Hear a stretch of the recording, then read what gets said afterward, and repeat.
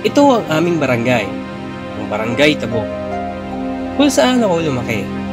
Dito nahubog ang aking pagkatao at dito din ako natuto mangarap. Ang Barangay Tabok ay isang barangay sa munisipalidad ng Huban, sa lalawigan ng Sorsogon. Ang Barangay Tabok ay binubuo ito ng 5 sityo. Sityo proper na nahati sa Purok 1 at 2.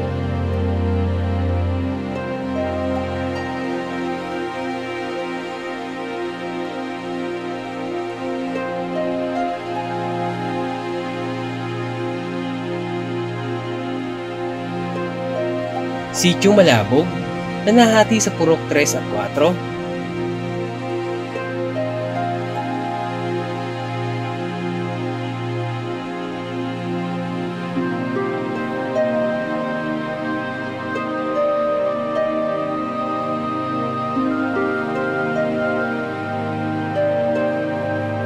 Sityo Malagnaw, Purok 5.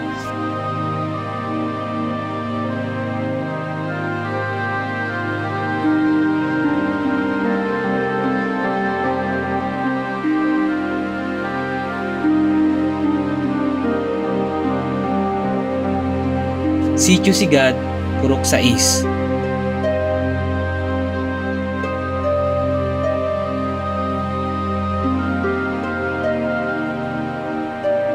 At Sityo Iliw-Iliw, Purok 7.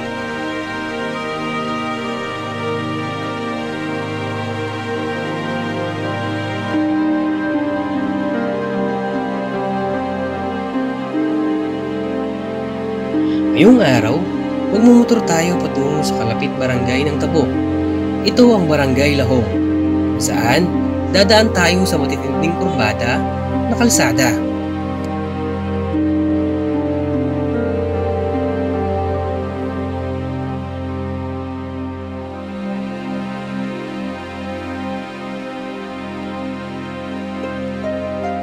At pupuntahan din natin ang isang sikat na pasyalan. Ito ang Sarimao, na makikita din dito ang ganda ng tanawin na nakaka-relax pagmasdan. Tara, samahan niyo ako muli sa aking biyahe.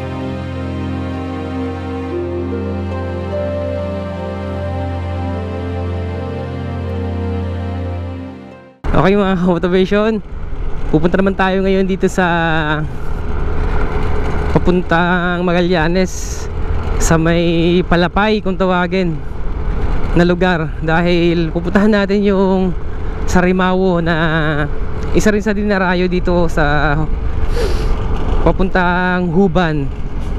I think Huban kasi ang barangay yatang sumasakop dito ay Lahong or Hagusara. So hindi lang ako familiar dun sa Sarimao na yon, Sarimao kung sitio siya ng Lahong or kaya Hagusara.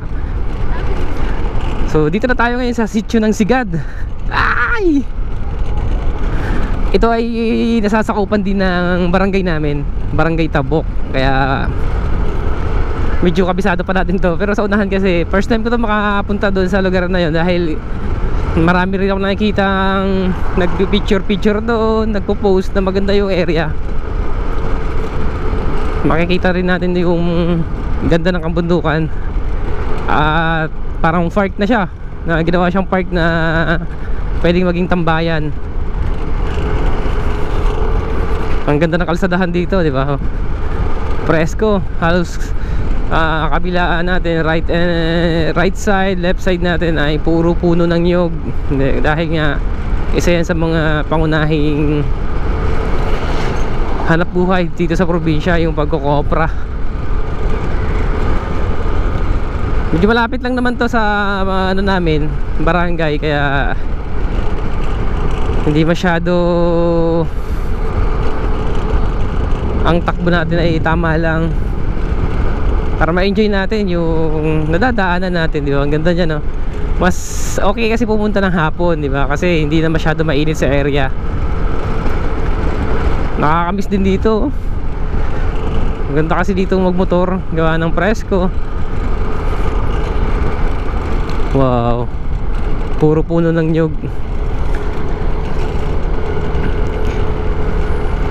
Matitindi rin dito yung mga kurbadahan, mga lugar, mga kalsadahan dito talaga. Matindi yung mga kurbadahan. Yung mga ahon, grabe din. Wow. Dito lang masarap sa probinsya, no? Dahil presko. Ayan, no? Meron pala dito pataas. Doon tinatapon yung basura ng bayan ng Huban. Base nakalagay na ano, signage.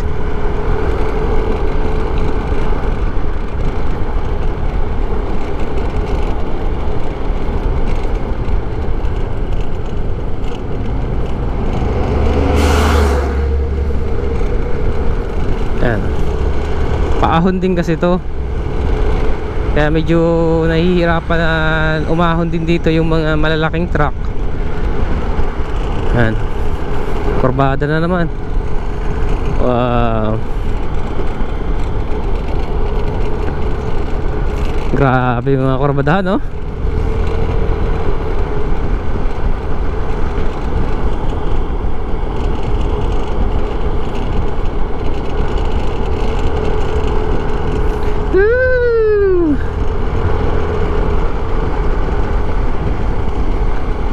Grabe. Ito rin ang way papuntang Magallanes.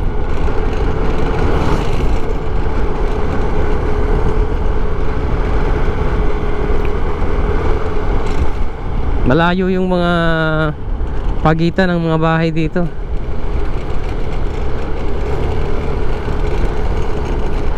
Wow, nakikita na natin mga kamotivation dito sa left side natin, no? Kapunuan. Grabe yung kalsada dito. Yan, no? Mga kurbadahan. Wow.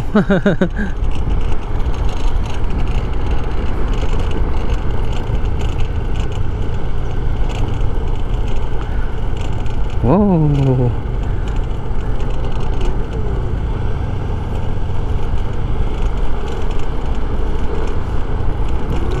Ganda kalsadahan dito.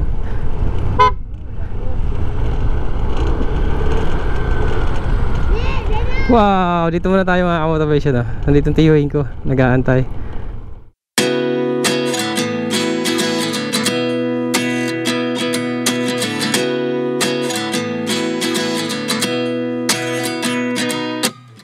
At 29 and I find myself wondering what did happen to the last 10.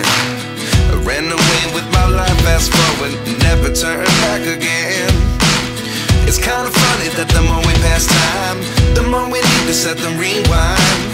And 19 was the year I had to leave you, but now I'm seeing all the signs. Is this really happening? I can't believe it's true. I'm just as surprised as you. Is this really happening? I can't be too sure, but one day I'll be yours again.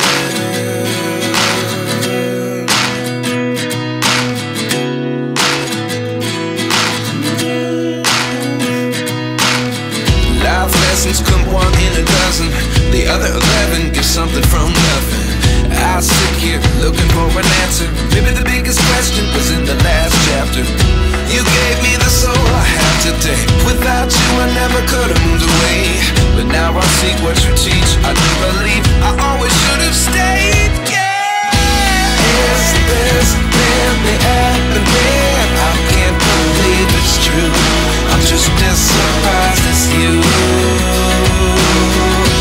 Is this really happening? I can't be too sure, but one day I'll be yours again. One day I'll be yours.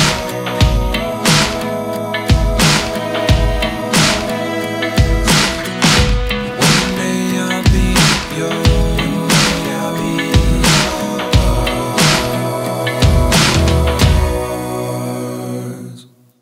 Life lessons come one in a dozen, the other 11 get something from nothing. Life lessons come one in a dozen, the other 11 get something from nothing. Life lessons come one in a dozen. The other 11 is something from nothing. Life changes, just open the door. One thing's certain, I'll always be yours. Is this really happening? I can't believe it's true. I'm just as surprised as you. Is this really happening? I can't be too sure, but one day I'll be yours. Is this really happening? I can't believe it's true. I'm just as surprised as you. Is this really happening? I can't be too sure, but one day I'll be yours.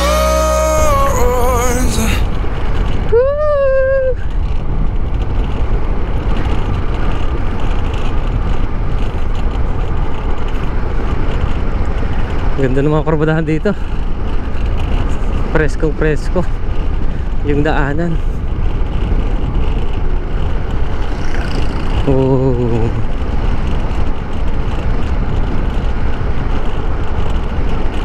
Yeah.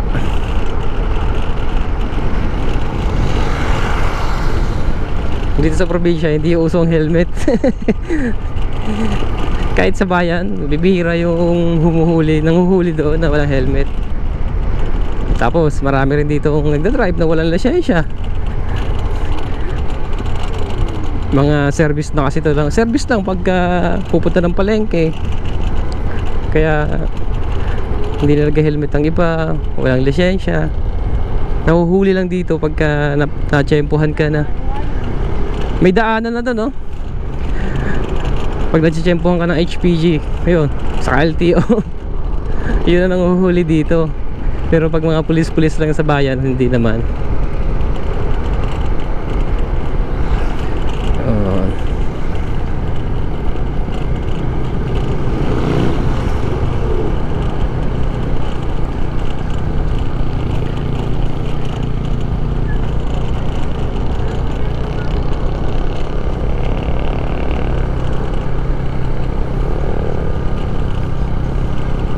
Medyo malayo na rin kasi sa sentro to. Pero dami rin bahay dito. Isang malaking barangay din to eh, yung Lahong. Okay. Ito ata yung bundok na pupuntahan natin, yung Sarimawo. Ito ata yun na makikita natin. Oh,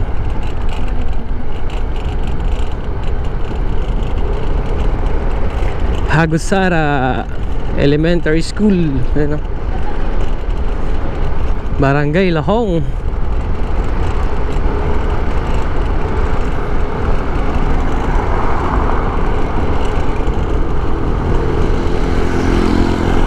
Okay, nandito na tayo sa Barangay Lahong. Ito yung nakakamiss na mag-rides ka tapos ganito yung mga tanawin na makikita mo, di ba?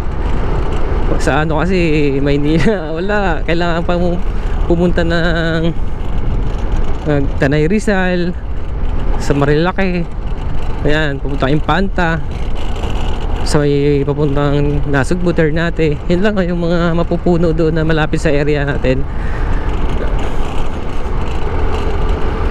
Oh, medyo malayo din pala, no? Kala ko dito lang sa may ano, bandang baba. Pagbaba natin dun sa may I Love Lahong. Oh, ganda mga pala yan, no?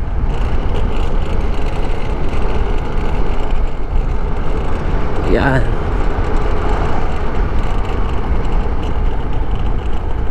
Okay, slow down dahil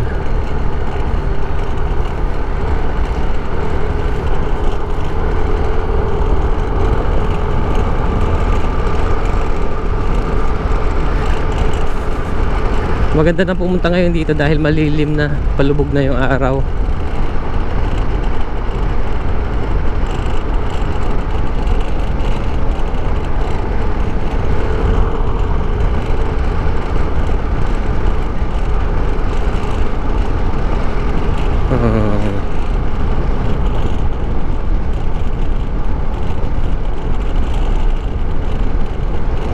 Oh, ang ganda ng bundok niya, no? Ito nga yun, mga motivation. Ito yung bundok na pupuntahan natin. Ito yung matatanaw dito sa may bandang baba. Sa Sarimao. Check nga natin. Baka mamaya mali na yung nasabi. Medyo nalimutan ko yung pangalan na tama. Sarimao o Sarimao. Wait natin, check natin. Medyo malapit na kasi ito yung nakikita ko sa mga picture eh. Yung bundok na yan.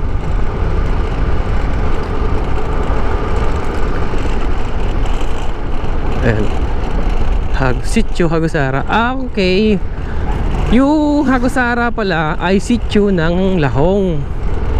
So kala ko dati kasi kala ko barangay din yung Hagusara. Yun pala ay sitio lang siya ng Lahong. Okay.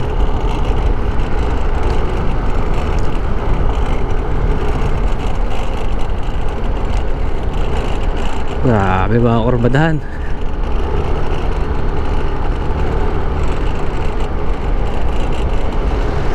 Nice. Ano? Buko. Ayan, kopra. Yung option dito ng mga nagkokopra, ang iba binibenta na lang ng buo. Ang iba kinokopra talaga. Ano? Oh. Bundok. Oh.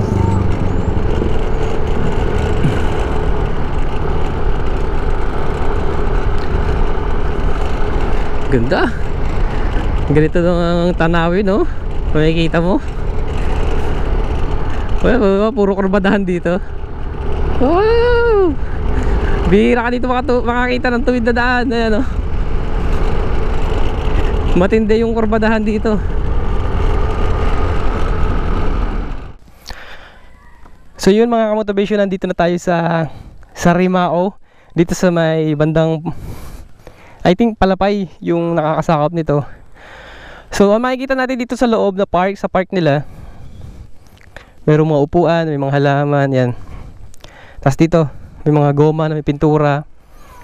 Yan, na pwede nyong upuan siguro to. Yan. Dito. Meron ding pwedeng pagpo-picture. At makikita natin dito yung dalawang bundok.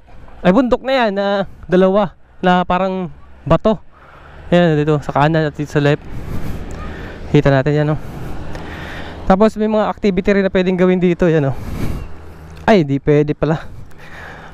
Parang design lang siguro to. Yan.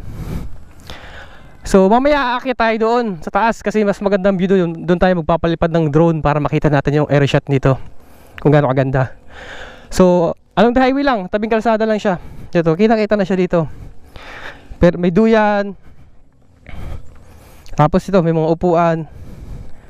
Ito, yan. Na pwede nyo pag-upuan, tambay kayo. So maganda dito siguro pag umaga na hindi pa sikat ang araw, tapos nga piliin yung hapon na palubog na yung araw para mas maganda, malilim. Yan, o. Pwede kayo magpa-picture dito. Ang pinakapangalan pala niya ay Sarimao. Sarimao. Sa Simeydas siya, eh. Vista Montanya. Ayan ang pangalan niya. Ayan.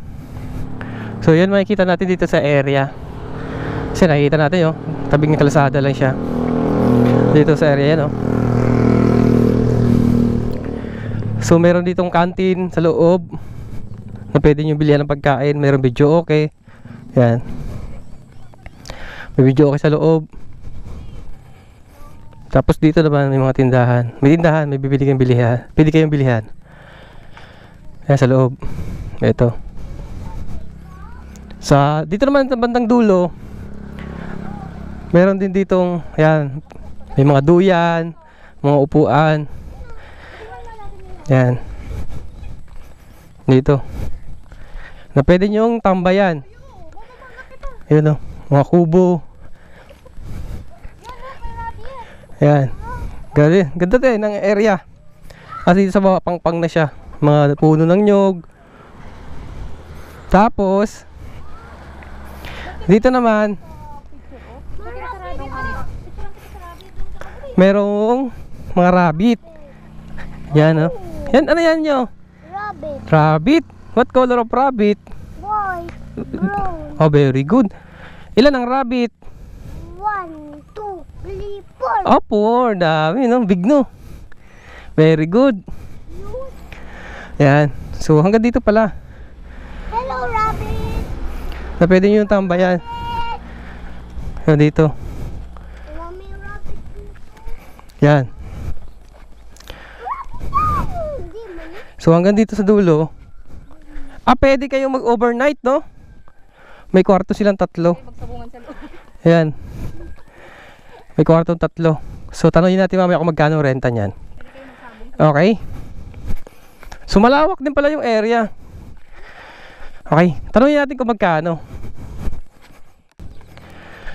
Sir, magkano yung renta ng kubo doon? Sa? 350. Short time yun. Pag overnight, Wala naman nag-overnight. walang overnight dito. 350? Okay. 350 pala. Salamat. So, wala pala nag-overnight dito mga kamotobisyo sa kwarto na yon. Bali, 350 daw sa short time. May pa short time, di ba? O, saan ka pa? Kung meron kang kalabing-labing, pwede kayo mag short time, 350 lang. Tapos, ang entrance fee pala dito ay 20 pesos. Okay? Kitla ka. Ganda ng area. Kung gusto mo lang naman ng mag-relax, pwede na dito. Okay? So, akit tayo doon. So, hindi ko na ipapakita ang pag-akit niya kasi matarik din yan eh. So, makikita natin, madulas yan na lupa. So, aakitin namin yan para doon tayo magpalipad ng drone. Okay?